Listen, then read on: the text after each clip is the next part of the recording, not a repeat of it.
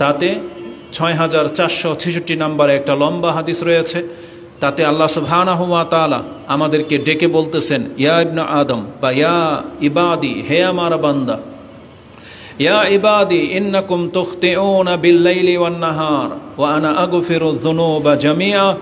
হে ইবাদি, হে আমার বান্দারা, তোমরা রাত দিন অসংখ্য পাপে জড়িত, অনেক পাপ তোমাদের দ্বারা হয়ে যায়, আর আমার কাজ হলো সমস্ত পাপগুলোকে ক্ষমা করে দেয়া। অতএব ফাস্তাগফিরুনি, তোমরা আমার কাছে ইস্তেগফার করো, আগফির লাকুম, তাহলে আমি তোমাদেরকে ক্ষমা করে দেব। আল্লাহ সুবহানাহু ওয়া তাআলা আমাদেরকে ডেকেছেন যে তুমি আমার কাছে ক্ষমা চাও, তোমাকে ক্ষমা করে দেওয়া হবে। এমনকি আমরা রাসূলুল্লাহ সাল্লাল্লাহু আলাইহি ওয়াসাল্লাম থেকে এটাও জেনেছি, ইমাম মুসলিম সেই হাদিস কোট করেছেন যে আল্লাহ সুবহানাহু ওয়া তাআলা প্রত্যেক রাত্রের শেষ অংশে দুনিয়ার আকাশে আসেন, মানে নিকটবর্তী আকাশে আসেন। ইয়ানজিলু রাব্বুনা তাবারাকা ওয়া তাআলা ফি কুল্লি লাইলাতিন মিনাস ইলা সামাঈদ দুনিয়া হিনা ইয়াবকা সুলুসুল লাইলিল আখিরাহ। প্রত্যেক রাতের শেষ অংশে যখন রাতের কিছু অংশ বাকি থাকে, আল্লাহ সুবহানাহু ওয়া তাআলা ইয়ানজিলু, তিনি নাজিল হন বা অবতরণ করেন বা কাছাকাছিতে আসেন প্রথম আকাশের, এবং বলে মাইয়াস্তাগফিরুনি আগফির লাহুম, কে আছো আমার কাছে ক্ষমা চাইবে, কে আছো ক্ষমা চাইবে, আমি তোমাকে ক্ষমা করে দেব। এভাবে আল্লাহ সুবহানাহু ওয়া তাআলা আমাদেরকে বলেছেন তোমরা ক্ষমা চাও, ক্ষমা চাইলেই তোমাদেরকে ক্ষমা করে দেওয়া হবে। এটা হচ্ছে ইস্তিগফারের মর্ম। এবং এই ইস্তিগফারের একটা মর্ম হলো, একজন ব্যক্তি যতবার ক্ষমা চাইবে ততবারই আল্লাহ তাকে ক্ষমা করে দেবেন। আপনি যখন ক্ষমা চাইবেন তখনই আপনাকে ক্ষমা করে দেওয়া হবে। এর জন্য আপনাকে পরকাল পর্যন্ত অপেক্ষা করা হবে না। মানে এমন না যে কিয়ামতের মাঠে আপনাকে ক্ষমা করা হবে, তার মধ্যে আপনার আমলনামার মধ্যে পাপ থেকেই যাবে, এমন না। মানে আল্লাহ সুবহানাহু ওয়া তাআলার কাছে যখনই কোনো ব্যক্তি বলে আস্তাগফিরুল্লাহ বা রাব্বি গফিরলি, আল্লাহ তাকে তখনই ক্ষমা করে দেন। আর এর বর্ণনা আমরা গত পর্বে দিয়েছি, যেটা আপনি সূরা কাসাস 28 নম্বর সূরার 16 নম্বর আয়াতে পেয়ে যাবেন। তেমনি আরেকটা দিক হলো, একজন ব্যক্তি কতবার আল্লাহর কাছে ক্ষমা চাইবে। হয়তো আপনি ভাববেন যে এটা তো একটা মস্কারা হয়ে যাচ্ছে আল্লাহর সাথে, বা এটা তো একটা কেমন বিষয় যে আমি বারবার পাপ করব আর বারবারই আল্লাহ আমাকে ক্ষমা করবে। হ্যাঁ, আপনি বারবার পাপ হয়ে গেলে বারবার ক্ষমা চাইলে ততবারই আপনাকে ক্ষমা করা হবে, কারণ এটা হচ্ছে আল্লাহ সুবহানাহু ওয়া তাআলা। কারণ আমাদের ফিতরত আর আল্লাহ সুবহানাহু ওয়া তাআলার মধ্যে পার্থক্য রয়েছে। তিনি হলেন স্রষ্টা, আমরা হলাম সৃষ্টি। আমাদের মধ্যে ঘাটতি আছে, আমাদের মধ্যে সংকীর্ণতা আছে, আমাদের মেজাজ আছে, কিন্তু আল্লাহ সুবহানাহু ওয়া তাআলা তিনি নিজের জন্য এগুলো থেকে মুক্ত। তার কাছে অঢেল আছে, তিনি ধৈর্যশীল, এবং তার কাছে এত ক্ষমা আছে যে কোনো ব্যক্তি কেন পুরা পৃথিবীর মানুষ যদি সবাইকেই ক্ষমা আল্লাহ করে দেন, তারপর আল্লাহ সুবহানাহু ওয়া তাআলার ক্ষমায় কোনো ঘাটতি হবে না। এই জন্য যে যতবার আল্লাহর কাছে ক্ষমা চাইবেন ততবারই আপনাকে ক্ষমা করে দেওয়া হবে। আপনাকে নিরাশ হওয়ার কিছু নাই। আপনার যদি পাপ থেকে বেঁচে থাকা কঠিন হয়ে যাচ্ছে, বারবারও শয়তান আপনাকে দিয়ে ভুল করিয়ে নিচ্ছে, আপনি আল্লাহ সুবহানাহু ওয়া তাআলার দয়ার দিকটা নিয়ে নেন। আপনি আপনার জবানকে, আপনার অন্তরকে বারবার আল্লাহর দিকে ঝুঁকানোর চেষ্টা করেন। তাতে কি হবে? যখনই ক্ষমা চাইবেন তখনই ক্ষমা। তবে অবশ্যই একজন ব্যক্তি যে ক্ষমা চায় সে ইচ্ছাকৃতভাবে পাপে জড়াবে না। অলাম ইয়াসিরু আলা মা ফাআলু ওয়া হুম ইয়ালামুন। আর আল্লাহ বলেছেন যাদের তওবা গ্রহণ করা হবে তারা এমন হবে না জেনে বুঝে ইচ্ছা করে পাপে জড়াবে আর ওটার উপরে লেগে থাকবে না, এমন হবে না। তার মানে জেনে শুনে তারা পাপ করবে না, কিন্তু হয়ে গেলে সাথে সাথে তওবা করে নেন। এই মর্মে আমরা বহুবার এই হাদিস ব্যক্ত করেছি, যেটা মুসনাদে আহমদে 11,244 এবং সিলসিলাতুল আহাদিস সাহিহার মধ্যে আপনি এটা 104 এবং সাহিহুল জামে 1650 রয়েছে। এই দুইটা নাম্বার এই জন্য কোট করলাম, কারণ মুসনাদে আহমদের এক জায়গায় হাদিসটাকে দুর্বল বলা হয়েছে, আরেক জায়গায় হাসান বলা হয়েছে, আর নাসিরউদ্দিন আলবানী এটাকে হাসানুন সাহি বলেছেন। যার জন্য আপনার কাছে এটা আমি পেশ করছি যে আবু সাঈদ খুদরি তিনি বলেন যে ইন্না ইবলিসা ক্বালা লিরাব্বিহি বিইজ্জাতিকা ওয়া জালালি লা আবরাহু উগিয়া বনি আদম মা দামাতুল আরওয়াহু ফীহিম। ইবলিস বলেছিল, আল্লাহ তোমার ইজ্জত এবং বরত্বের কসম করে বলতেছি, আমি আদম সন্তানকে ছাড়ব না মরার পর্যন্ত। ওর দেহে যতক্ষণ পর্যন্ত প্রাণ থাকবে আমি ততক্ষণ পর্যন্ত একে গুমরা করতেই থাকব। এটা শয়তানের একটা ওপেন চ্যালেঞ্জ। তার এই কথা শুনে আল্লাহ সুবহানাহু ওয়া তাআলা সেই দিনে আমাদেরকে জানিয়ে দিয়েছিলেন যে ঠিক আছে, তাহলে আমারও একটা ইচ্ছা তুমি জেনে নাও, বেইজ্জাতি ওয়া জালালি, আমি আমার বরত্ব এবং ইজ্জতের কসম করে বলতেছি, লা আবরাহু, আমিও ক্ষান্ত থাকবো না, আগফিরু লাহুম মাস্তাগফারুনি, তারা যতবার আমার কাছে ক্ষমা চাইতে থাকবে আমি আল্লাহ তাদেরকে ক্ষমা করতেই থাকবো। তো এই জন্য যখনই আপনার অপরাধ হয়ে যাবে আপনি তখনই ক্ষমা চাইবেন। এই কথাগুলো আমরা গত পর্বে আলোচনা করেছিলাম, যেটা হচ্ছে ক্ষমার মর্ম সম্পর্কে। ক্ষমা এটা হচ্ছে একটা ফয়দা, যে আপনি যখন ক্ষমা চাইবেন তখনই ক্ষমা। দ্বিতীয় ফয়দা হচ্ছে জান্নাতে যাওয়ার অনেক বড় একটা মাধ্যম হচ্ছে ক্ষমা চাওয়া, মানে যেটা আপনাকে জাহান্নাম থেকে বাঁচিয়ে দিবে। এক তো দুনিয়াতে আপনাকে ক্ষমা করে দেওয়া হলো, তার মানে আপনি জান্নাত পাবেন। দ্বিতীয়ত আপনাকে জাহান্নামে যাওয়া হবে না, জাহান্নাম থেকে ঠেকিয়ে দিবে এই ক্ষমা। এই মর্মে একটা হাদিস যেটা আমরা কোট করতে পারি, এটা ইমাম মুসলিম রাহিমাহুল্লাহ তিনি তার কিতাবুল ইমান, ইমানের অধ্যায়ের 38 নম্বর পর্বে সম্ভবত রয়েছে যে আনুগত্যের মাধ্যমে ইমান বাড়ে এবং নাফরমানের মাধ্যমে, অকৃতজ্ঞতার মাধ্যমে এটা ইমান হ্রাস পায়। এবং এই পর্বটার মধ্যে মহিলাদের কথা ইঙ্গিত করা হয়েছে, যেহেতু তারা তাদের স্বামীদের অকৃতজ্ঞ, এবং এই অকৃতজ্ঞ ভাষাটাকে কুফরি শব্দ দ্বারা ব্যবহার করা হয়েছে, যেটা ইমাম মুসলিম তার ইমানের অধ্যায়ে এনেছেন যে কুফরি শব্দটা কোথায় কোথায় ব্যবহার হয়। তার একটা হাদিস হচ্ছে 144 নম্বর হাদিস। তাতে রাসূলুল্লাহ সাল্লাল্লাহু আলাইহি ওয়াসাল্লাম বলেন, ইয়া মাশারান নিসা তাসাদ্দাকনা ওয়া আকসিরনাল ইস্তিগফার, হে মহিলা সমাজ, তোমরা অধিক মাত্রায় দান সাদকা করার চেষ্টা করো এবং আল্লাহর কাছে অধিক মাত্রায় ইস্তিগফার করো। আস্তাগফিরুল্লাহ রব্বি গফিরলি, এভাবে আল্লাহর কাছে প্রতিনিয়ত তোমরা ইস্তিগফার করো। কেন? ফাইন্নী রাআইতুকুন্না আকসারা আহলিন নার, কারণ আমি তোমাদেরকে অধিকাংশদেরকে আমি জাহান্নামী দেখেছি।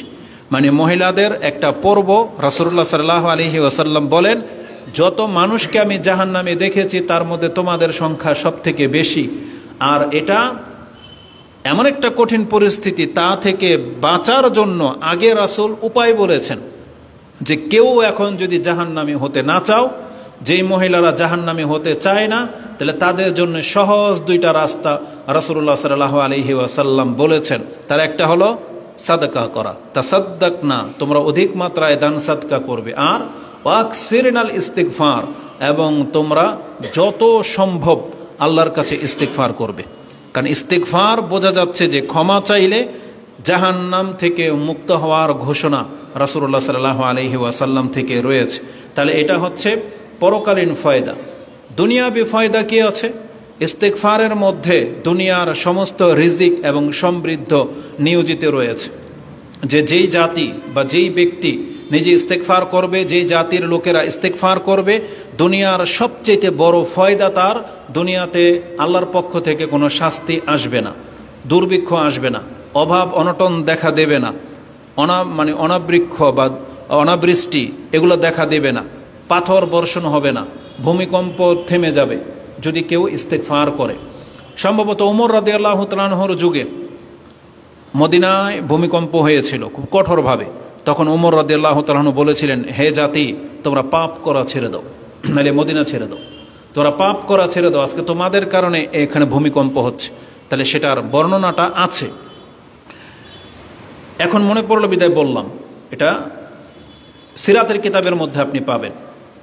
পাপ যে পাপ যদি থেমে যায় বা মানুষ যদি ইস্তিগফার করে, এটা দুনিয়ার আযাবকে যে থামিয়ে দেয়, এর বর্ণনা আল্লাহ সুবহানাহু ওয়া তাআলা কোরআনে উল্লেখ করেছেন। আবু জাহেল এবং তাদের সময়কার নেতারা বদরের যুদ্ধের আগের দিন দোয়া করেছিল যে কালুল্লাহুম্মা ইন কানা হাযা হুয়াল হাক্কু মিন ইনদিক ফামতির আলাইনা হিজারাতাম মিনাস সামাই আও ইতিনা বিআযাবিন আলিম। বলেছিল যে মুহাম্মদ সাল্লাল্লাহু আলাইহি ওয়াসাল্লাম এবং যারা মুসলিম দাবি করে তারা যদি তোমার কাছে হক হয়ে থাকে, তাহলে আমাদেরকে হালাক করে দাও, আমাদেরকে পাথর বর্ষণ করে আমাদেরকে নাস্তানাবুদ করে দাও। এটা আল্লাহর কাছে দোয়া করেছিল। আল্লাহ সুবহানাহু ওয়া তাআলা কেন তাদেরকে হালাক করেননি এই সম্পর্কে আল্লাহ সুবহানাহু ওয়া তাআলা তার পরের আয়াতে জানিয়ে দিয়েছেন, ওমা কানা আল্লাহু লিউআযযিবাহুম ওয়া আনতা ফীহিম। হে নবী, যতদিন পর্যন্ত আপনি এই জাতির মাঝে আছেন ততদিন পর্যন্ত তাদের উপরে পাথরের বৃষ্টি বর্ষণ হবে না। তাদেরকে আমি আযাব দিয়ে হালাক করে দেব না, যে কারণ আপনি তাদের মাঝে আছেন। তো যখন রাসূলুল্লাহ সাল্লাল্লাহু আলাইহি ওয়াসাল্লাম এই দুনিয়াতে ছিলেন, এই কারণে মক্কার মুশরিকরা এই পাথরের আযাব বৃষ্টি হওয়া থেকে বেঁচে গেছে, বড় ধরনের মহামারী থেকে তারা বেঁচে গেছে। কিন্তু আল্লাহ তাদেরকে হালাক করেছেন বদরের যুদ্ধে, যখন তাকে বের করে দেওয়া হয়েছে তার নগরী থেকে, তারপরেই কিন্তু এই জাতির অধপতন হয়েছে। কিন্তু মক্কায় থাকতে আবু জাহেলও মরে নাই, উতবা, শাইবা, আবু লাহাব কাউকে কিন্তু আল্লাহ ধরে নাই। যখনই রাসূলুল্লাহ সাল্লাল্লাহু আলাইহি সাল্লামকে মক্কা থেকে মদিনায় হিজরত করতে বাধ্য করা হয়েছে, তারপরে মক্কার কাফেরদেরকে আল্লাহ সুবহানাহু ওয়া তাআলা ধরেছেন। দ্বিতীয় সাথে সাথে আল্লাহ সুবহানাহু ওয়া তাআলা পুরো পৃথিবীবাসীর মানুষের জন্য আরেকটি উপায় জানিয়ে দিয়েছেন, ওয়ামা কান আল্লাহু মুআযযিবাহুম ওয়া হুম ইস্তাগফিরুন। আল্লাহ বলেছেন, এই পৃথিবীর মানুষ জেনে নাও, আল্লাহ এমন নন যে তোমাদেরকে হালাক করে দেবে আর তোমরা আল্লাহর কাছে ক্ষমা চাচ্ছ, এমন হবে না। ওয়ামা কান আল্লাহু মুআযযিবাহুম ওয়া হুম ইস্তাগফিরুন। যতক্ষণ পর্যন্ত তারা আল্লাহর কাছে ক্ষমা চাইতে থাকবে, ততক্ষণ পর্যন্ত আল্লাহ তাদের পাপের কারণে তাদেরকে হালাক করে দিবেন না। কারণ পাপের কারণে মানুষ হালাক হয়, কিন্তু আল্লাহর কাছে ইস্তিগফার করার কারণে সে আযাব থেমে যায়। এই জন্য যত বেশি ইস্তিগফার আমরা করব, এই দুনিয়াতে টিকে থাকার একটা উপায় হচ্ছে ইস্তিগফার, মানে আল্লাহর কাছে ক্ষমা চাওয়া। এই আয়াতটি আপনি সূরা আনফাল 8 নম্বর সূরার 33 নম্বর আয়াতে পেয়ে যাবেন। তাহলে এটা হচ্ছে ক্ষমা চাওয়ার দুনিয়ার সবচেয়ে বড় ফায়দা। মানে দুনিয়াবাসী যদি আল্লাহর কাছে ক্ষমা চাইতে থাকে, তাহলে দুনিয়া টিকে যাবে। যতদিন চাইবে ততদিন আপনি চাইলে কিয়ামতকে দীর্ঘ করতে পারেন। কিসের ভিত্তিতে? ক্ষমার ভিত্তিতে। কিন্তু আল্লাহ সুবহানাহু ওয়া তাআলা তো এটা ভালো করেই জানেন যে পৃথিবীর মানুষ এক পর্যায়ে আল্লাহকেই ভুলে যাবে। এক পর্যায়ে তারা তাদের উদ্যত্ততার মধ্যে এত বেশি সীমালঙ্ঘন করবে, ক্ষমা চাওয়ার বদলে তারা নিজেদেরই ধ্বংসের দিকে ঠেলে দেবে, যেটা আজকে বাস্তবে আমরা দেখতে পাচ্ছি। অধিকাংশ মানুষ আমরা আল্লাহর কাছে ক্ষমা চাই না, অথচ রাসূলুল্লাহ সাল্লাল্লাহু আলাইহি ওয়াসাল্লামের আমল থেকে যেটা আমরা গত পর্বে আলোচনা করেছি, তিনি এক বৈঠকে 100 বার আল্লাহর কাছে ইস্তেগফার করতেন, এক বৈঠকে। একটু পরে সেই কিছু কথা আসবে। তো ইস্তেগফারের মর্ম সম্পর্কে আমরা জানিয়েছি যে পরকালে আপনাকে আল্লাহ সুবহানাহু ওয়া তাআলা জান্নাত দেবেন, জাহান্নাম থেকে বাঁচার উপায় হচ্ছে ইস্তেগফার, এবং দুনিয়ার শাস্তি থেকে বাঁচার উপায় হচ্ছে এই ইস্তেগফার। এবং এই ইস্তেগফার যারা করবে, আল্লাহ তাদেরকে রিজিকে সমৃদ্ধ করে দিবে। যাদের সন্তান হয় না, তাদেরকে আল্লাহ বলেছেন তুমি ইস্তেগফার করো। যাদের ব্যবসায় বরকত হচ্ছে না, তাদেরকে বলা হচ্ছে ইস্তেগফার করো। যাদের জমিনে ফসল ঠিকমতো হচ্ছে না, তাদেরকে বলা হচ্ছে তোমরা ইস্তেগফার করো। একটি আয়াতের মধ্যে সবগুলো কথা রয়েছে, যেটা নূহ আলাইহিস সালাম তিনি পৃথিবীর প্রথম রাসূল হিসেবে এই পৃথিবীবাসীকে জানিয়েছিলেন, যার মাধ্যমে ওই কথাটাই আল্লাহ কোরআনে আমাদেরকে জানিয়েছেন। সূরা নূহ 71 নম্বর সূরার 10, 11, 12 এই তিনটে আয়াত দেখেন। তিনি বলেছিলেন, ফাকুলতুস্তাগফিরু রাব্বাকুম ইন্নাহু কানা গাফফারা ইউরসিলিস সামাআ আলাইকুম মিদরারা ويمددكم بأموال وبنين ويجعل لكم جنات ويجعل لكم أنهارا। আল্লাহ সুবহানাহু ওয়া তাআলা বলেছেন, যদি তোমরা ক্ষমা চাও তাহলে প্রথম তোমাদেরকে ক্ষমা করা হবে, দ্বিতীয়ত হচ্ছে তোমাদেরকে সম্পদ এবং সন্তান দিয়ে তোমাদেরকে ধনী করা হবে, এবং তোমাদের জন্য অজস্র মুষলধারে বৃষ্টি ঝরানো হবে, যার ফলে তুমি বাগান এবং নহরের মালিক হতে পারবে। এগুলো সব রয়েছে কিসের মধ্যে? ইস্তিগফার। ফাকুলতুস্তাগফিরু, আমরা বলেছিলাম তোমাদেরকে আল্লাহর কাছে ইস্তিগফার করো। তো ইস্তিগফারের মধ্যে আল্লাহ সুবহানাহু ওয়া তাআলা পুরো পৃথিবীর সমৃদ্ধ রেখেছেন। সর্বশেষ গত পর্বের যে ভূমিকাটা আপনার কাছে তুলে ধরবো, সেটা হচ্ছে রাসূলুল্লাহ সাল্লাল্লাহু আলাইহি ওয়াসাল্লাম থেকে ইমাম ইবনে মাজাহ এককভাবে একটি হাদিস কোট করেছেন, যেটা আপনি 1818 নম্বরে পেয়ে যাবেন। 3818 38 18 নম্বর হাদিস। তাতে আব্দুল ইবনে বুসরিন ইয়াকুল ক্বালা রাসূলুল্লাহ সাল্লাল্লাহু আলাইহি ওয়াসাল্লাম তুবা লিমান ওয়াজাদা ফি সাহিফাতিহি ইস্তিগফারান কাসীরা। ওই ব্যক্তির জন্য তওবা মানে সুসংবাদ, যেই ব্যক্তি তার আমলনামার মধ্যে সবচেয়ে বেশি ইস্তিগফার জমা করতে পেরেছে। তার মানে আমাদের আমলনামার মধ্যে বহু নেকি আছে, বহু রকমের ইবাদত জমা হচ্ছে, কিন্তু রাসূল বলেছেন তওবা ওই ব্যক্তিকে সুসংবাদ দেয়া হোক যার আমলনামার মধ্যে ইস্তিগফারের মাত্রা বেশি আছে। এই তওবা শব্দটা কোরআনে ব্যবহার হয়েছে, যেটা আপনি সূরা রদ 13 নম্বর সূরাতে পেয়ে যাবেন। তাতে একটি আয়াতে রয়েছে তওবা সম্পর্কে। সেই আয়াতের তাফসিরে আল্লাহ সুবহানাহু ওয়া তাআলা অনেক কিছু দেওয়ার ওয়াদা করেছেন, যেটা আপনি তাফসিরকারদের বর্ণনা থেকে পেয়ে যাবেন। বলা হয়েছে যে তওবা হচ্ছে, আব্দুল্লাহ ইবনে আব্বাস বলতেছেন, তওবা হচ্ছে জান্নাতের ওই গাছের নাম, যেই গাছের ছায়া 100 বছর পর্যন্ত চলতে থেকেও আপনি পার করতে পারবেন না। সেই গাছটার নাম হচ্ছে তওবা। বলা হয়েছে একজন ব্যক্তিকে জান্নাতে আল্লাহ যত নেয়ামত দেওয়ার ওয়াদা করেছেন, তাকে সেই গাছের নিকটে নিয়ে আসা হবে এবং তাকে বলা হবে তুমি তলব করো, চাও তোমার কি আকাঙ্ক্ষা। সে তার মনের ইচ্ছা মতো চাইবে। আল্লাহর পক্ষ থেকে বলা হবে এই বান্দার জ্ঞান তো সীমিত, এই জন্য ও তেমন কিছু চাইতে পারেনি, তখন আল্লাহ তার পক্ষ থেকে নেয়ামতকে স্মরণ করিয়ে দেওয়া হবে, তোমার কি এমনটা লাগবে না, তোমার কি এটা দরকার নাই। যেমন আমাদের ধরেন, আমরা যখন কোনো একটা বিল্ডিংয়ের ডিজাইন করি, আপনার মাথায় কি এমন খেলবে, কিন্তু আর্কিটেকচার নিয়ে যারা পড়ালেখা করেছে তাদের শৈল্পিকতা দেখলে আপনি অবাক হয়ে যান যে কি ডিজাইন করে দিয়েছে, যেটা আপনার মেমোরিতে নাই।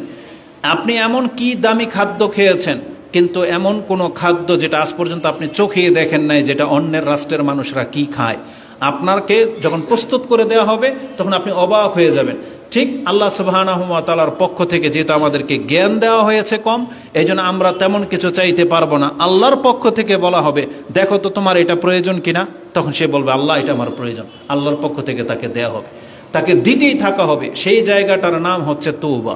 তো রাসূল বলেছেন কারা প্রাপ্ত হবে, তওবা লিমান ওয়াজাদা ফি সাহিফাতিহি ইস্তিগফারান কাসীরা, যারা অধিক মাত্রায় আল্লাহর কাছে ক্ষমা চায় তাদের জন্য সেই জায়গার সুসংবাদ রয়েছে।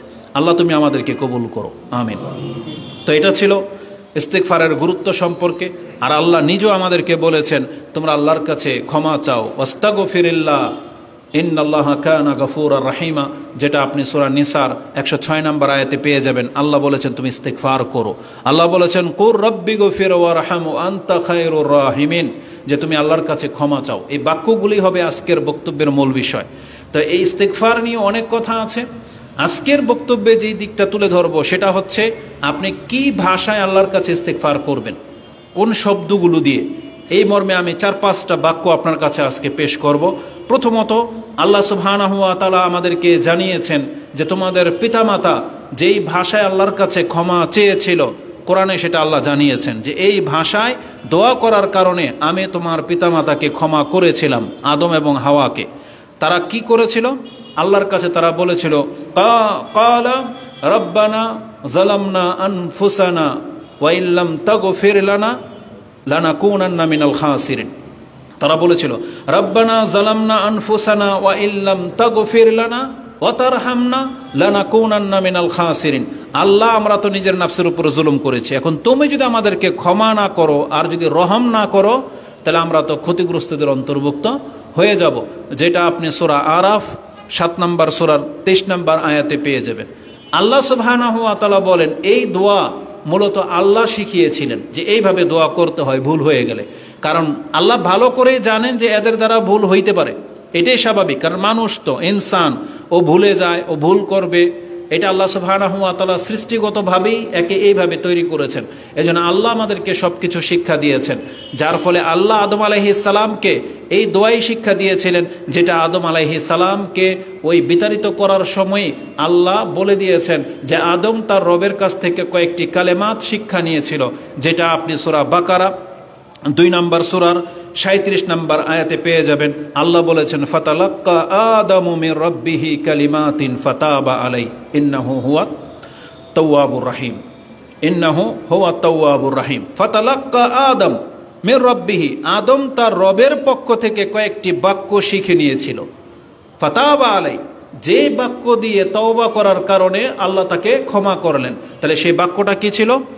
রব্বানা যালামনা আনফুসানা ওয়া ইল্লাম তাগফির লানা ওয়া তারহামনা লানাকুনান্না মিনাল খাসিরিন। তাহলে এই দোয়া আপনি পড়বেন, আপনার জুলুমকে ক্ষমা করা হবে বলে ইঙ্গিত পাওয়া যাচ্ছে।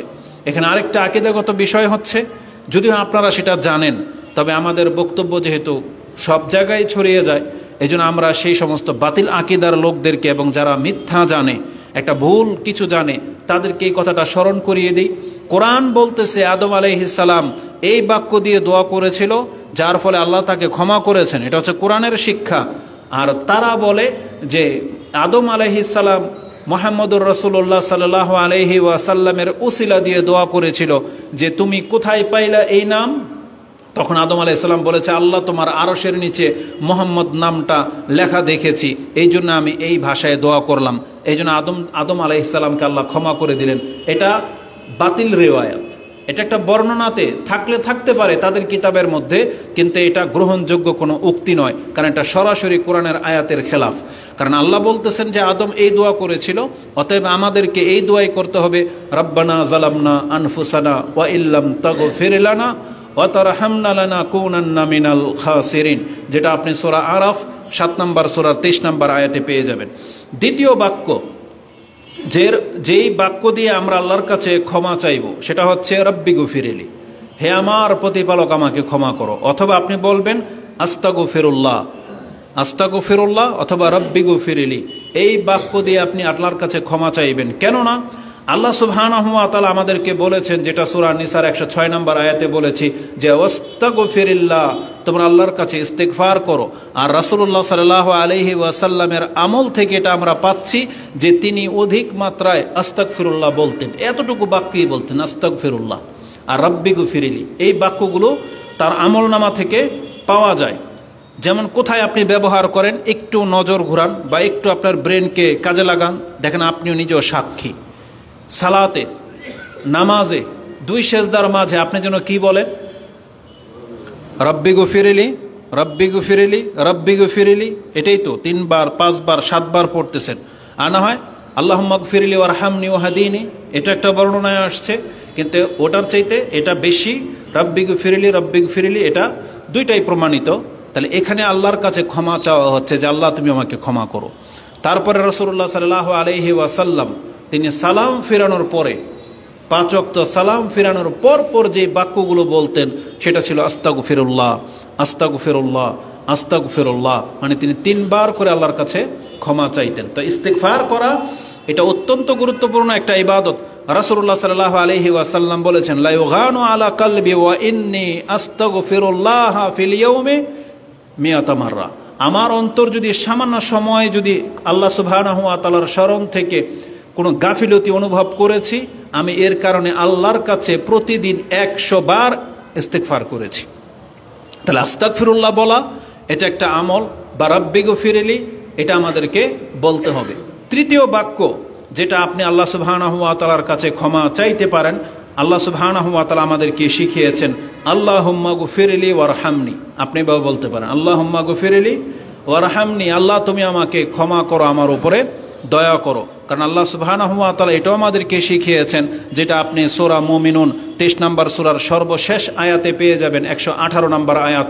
আল্লাহ সুবহানাহু ওয়া তাআলা বলেছেন, অকুর রব্বি গফির ওয়ারহাম ওয়া আনতা খায়রুর রাহিমিন, তুমি বলো হে আল্লাহ আমাকে ক্ষমা করো, আমার উপর রহম করো, নিশ্চয়ই তুমি দয়াবানদের মধ্যে উত্তম দয়াবান, উত্তম ক্ষমাশীল। এটা আপনি দোয়া করবেন। এবং আপনাকে এটাও জানিয়ে দিই, মুহাম্মদুর রাসূলুল্লাহ সাল্লাল্লাহু আলাইহি ওয়াসাল্লাম তিনি কিভাবে এটার আমল করতেন। ইবনে ওমর তিনি বলেন, ইন কুন্না লানুদ্দু লিরাসূলিল্লাহি সাল্লাল্লাহু আলাইহি ওয়াসাল্লাম ফিল মাজলিসিল ওয়াহিদ মিয়াতা মাররাতিন মিন ক্বাবলি আইয়াকুম, আমি গুনে দেখেছি কোন এক বৈঠকে রাসূলুল্লাহ সাল্লাল্লাহু আলাইহি সাল্লাম আল্লাহর কাছে ইস্তিগফার করতেই থাকতেছেন। আমি গনতে পেলাম যে তিনি 100 বার, সেই বৈঠক শেষ হওয়ার আগেই 100 বার হয়ে গেছে, তিনি আল্লাহ সুবহানাহু ওয়া তাআলার কাছে ইস্তিগফার করতেছেন এই বাক্য দ্বারা, রব্বি গফিরলি ওয়া তুব আলাইয়া ইন্নাকা আনতাত তাওয়াবুর রহিম, রব্বি গফিরলি ওয়া তুব আলাইয়া ইন্নাকা আনতাত তাওয়াবুর রহিম। এইভাবে রাসূলুল্লাহ সাল্লাল্লাহু আলাইহি ওয়াসাল্লাম কোথাও বসে আছেন আর ইস্তিগফার করতেই থাকতেছেন। এইভাবে তিনি 100 বার করে এক বৈঠকেই আল্লাহর কাছে ইস্তিগফার করতে থাকতেন। এই বর্ণনাটি আবু দাউদে রয়েছে, 1516 নম্বরে পেয়ে যাবেন, এবং ইবনে মাজাতে হাদিসটি 3814-তে রয়েছে, তিরমিজিতে হাদিসটি 3434-এ রয়েছে। তৃতীয় বাক্য এটা, এমনকি রাসূলুল্লাহ সাল্লাল্লাহু আলাইহি ওয়াসাল্লামের জীবনের সর্বশেষ নিঃশ্বাস ত্যাগ করেন এই বাক্য দ্বারা। তিনি এই কথা বলেই তার আত্মা বেরিয়ে যায়। আয়েশা রাদিয়াল্লাহু তাআলা আনহা তার বর্ণনাকারী, তিনি বলতেছেন যে সামিআতু রাসূলুল্লাহ সাল্লাল্লাহু আলাইহি ওয়াসাল্লাম ইয়াকুল ইনদা ওয়াফাতিহি, তিনি তার মৃত্যুর সময় আমি তাকে এই কথা বলতে শুনেছি, আল্লাহুম্মা গফিরলি ওয়ারহামনি আল্লাহুম্মা আলহিকনি বির রফিক। এই বর্ণনাটা বুখারীতে রয়েছে, ইমাম বুখারী 5674 এনেছেন। তিরমিজিতে একটু বাড়তি শব্দ রয়েছে, যেটা আপনি 3496 পেয়ে যাবেন। তিনি বলেছেন আল্লাহুম্মা আলহিকনি বির রফিকিল আলা। এই আলা শব্দটা বাড়তি তিরমিজিতে রয়েছে। তো রাসূলুল্লাহ সাল্লাল্লাহু আলাইহি ওয়াসাল্লাম তিনি তার সর্বশেষ বাক্য, যেটা তার জবান দিয়ে উচ্চারণ হয়েছিল, তার আগেরটা ছিল লা ইলাহা ইল্লাল্লাহ ইন্না লিল মাউতি লা সাকারাত, নিশ্চয়ই আল্লাহ ছাড়া সত্য কোনো ইলাহা নাই এবং মৃত্যুর একটা কঠিন যন্ত্রণা রয়েছে। আর তার পরের বাক্যটাই এটাই যে আল্লাহুম্মা গফিরলি ওয়ারহামনি আল্লাহুম্মা আলহিকনি বির রফিকিল আলা। এটা বলেই রাসূলের হাত নিচে পড়ে গেল। তখন আয়েশা রাদিয়াল্লাহু তাআলা আনহা তিনি বললেন, আমি বুঝতে পেরেছি রাসূল আর আমাদের মাঝে নাই। তো রাসূলুল্লাহ সাল্লাল্লাহু আলাইহি ওয়াসাল্লাম তিনি জীবনের সর্বশেষ আল্লাহর কাছে বলতেছেন, আল্লাহ তুমি আমাকে ক্ষমা করো, আমার উপরে রহম করো। অথচ যার কোনো পাপ নাই, কিন্তু আমরা এত পাপের মাঝে ডুবে আছি, তারপরে আমাদের জবান দিয়ে একবারও রব্বি গফিরলি বা আস্তাগফিরুল্লাহ বের হয় না। এটা এমনটা হওয়া উচিত নয়, মোটেও উচিত নয়। আমাদেরকে শুধরাতে হবে এবং এই কথাগুলোর প্রতি আমাদের ঈমানকে বাড়াতে হবে। চতুর্থ বাক্য যেটা আপনি বললে অনেক বেশি আপনার উপকার হবে, যেই বাক্য দিয়ে আপনি আল্লাহর কাছে ক্ষমা চাইবেন, বলবেন আস্তাগফিরুল্লাহ আল্লাযী লা ইলাহা ইল্লা হুয়াল হাইয়ুল কাইয়্যুম ওয়া আতুবু ইলাইহি। যেই ব্যক্তি বলবে আস্তাগফিরুল্লাহ আল্লাযী লা ইলাহা ইল্লা হুয়াল হাইয়ুল কাইয়্যুম, আমি সেই সত্তার কাছে ক্ষমা চাচ্ছি যিনি ছাড়া সত্য কোনো ইলাহা নাই এবং তিনি হচ্ছেন আল হাইয়ুল কাইয়্যুম, চিরঞ্জীব চিরস্থায়ী, ওয়া আতুবু ইলাইহি, আর আমি তার কাছে প্রত্যাবর্তন করতেছি। রাসূলুল্লাহ সাল্লাল্লাহু আলাইহি ওয়াসাল্লাম বলেছেন গুফিরা লাহু ওয়া ইন কানা কাদ ফাররা মিনাজ যাহাব। এই ব্যক্তি যদি যুদ্ধের ময়দান থেকে পালায়ন করা কোনো ব্যক্তি, এত বড় অপরাধী ব্যক্তিও যদি হয়, আর ওই কথাকে স্মরণ করে যদি সে এই বাক্য দিয়ে আল্লাহর কাছে ক্ষমা চায়, তাহলে তাকে সেই পাপকে ক্ষমা করে দেওয়া হবে। সব কত বড় পাপ, 7টা বড় পাপ, ধ্বংসাত্মক পাপ বলা হয়েছে 7টি, তার মধ্যে একটা হচ্ছে যুদ্ধের ময়দান থেকে পিঠ ফিরিয়ে পালিয়ে যাওয়া। ওই ব্যক্তিকেও ক্ষমা করে দেওয়া হবে যদি সে অন্তর থেকে আল্লাহর কাছে এইভাবে ক্ষমা চায় যে আস্তাগফিরুল্লাহ আল্লাযী লা ইলাহা ইল্লা হুয়াল হাইয়ুল কাইয়্যুম ওয়া আতুবু ইলাইহি। রাসূল বলেছেন গুফিরা লাহু ওয়া ইন কানা ফাররা মিনাজ যাহাব।